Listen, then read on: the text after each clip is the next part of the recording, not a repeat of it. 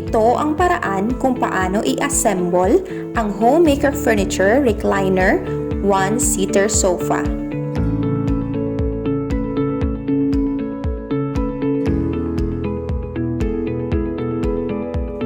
Dahan-dahang buksan ang box ng sofa.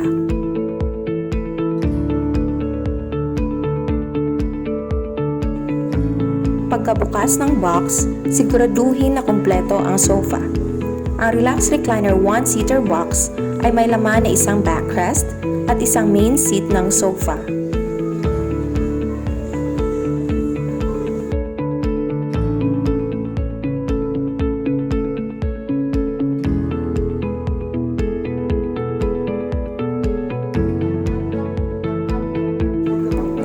I-check ang lock ng recliner sa magkabilang gilid ng sofa.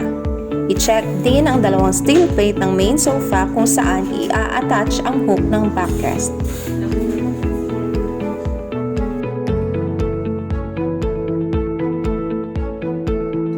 Sabay i-align ang hooks na makikita sa gilid ng backrest sa steel plate ng main sofa.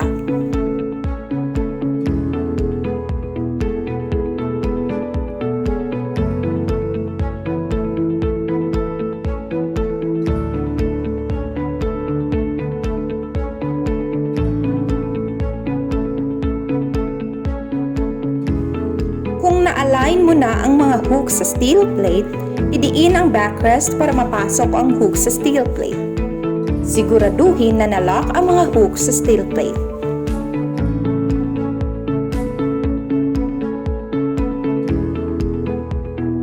Pagkatapos ma-assemble ng sofa, siguraduhin na gumagana ang lahat ng functions ng sofa. Hilahin ang lever sa gilid ng sofa.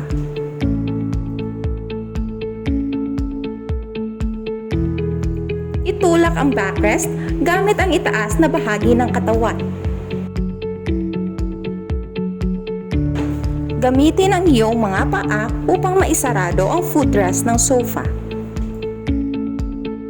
Salamat sa panonood!